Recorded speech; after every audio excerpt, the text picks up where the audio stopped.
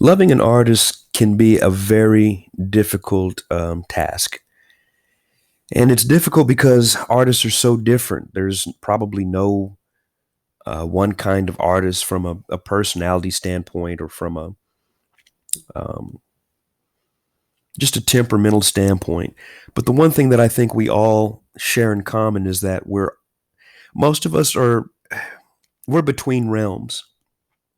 There's places that our mind goes that we don't readily tell people that Elvis has left the room, and it can leave your partner feeling alienated, not knowing whether you're fully there with them. And it's difficult to explain the mind of a creative.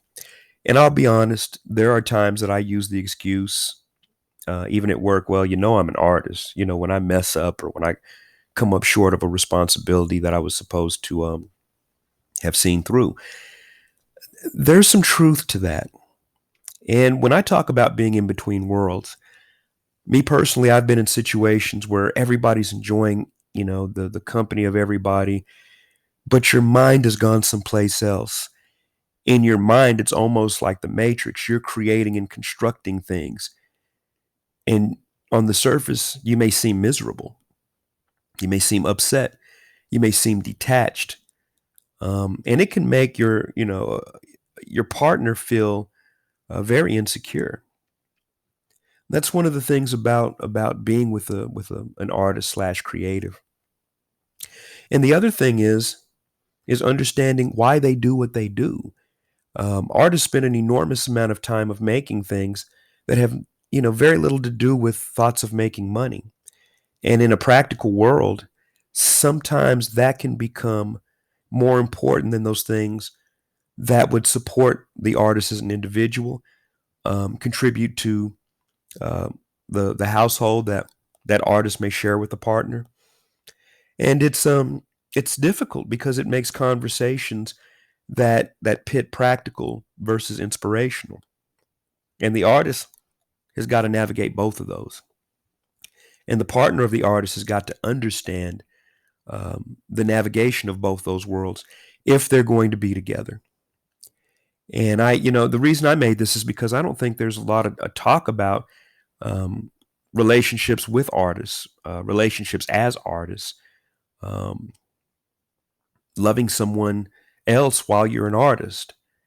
It's um, it's something that I think needs more exploration, because the nature of an artist, it's very difficult and it takes a very special person to you either have to be special or you have to be crazy to deal with an artist. I'll be honest. Um, but those problems that an artist has are unique, and they're unique because it's not the same as asking a spouse to give up a hobby. It's not the same as asking, "Hey, honey, could you please tone this down?" Because for that artist, it's like breathing. And you have to come in with that understanding.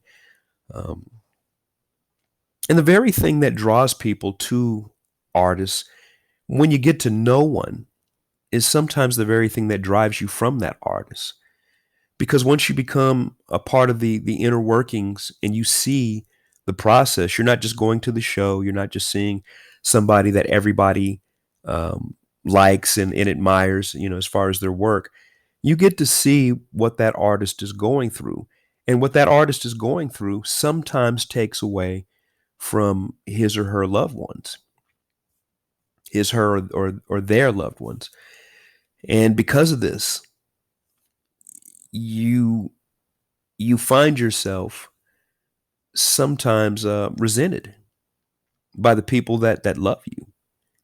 And there's always the question, well, if you're not getting paid, why are you doing this? The moment that you ask that, you probably don't need to be with an artist. You probably do not need to be with a creative, because there's a good chance that artist is going to work really hard and yield nothing.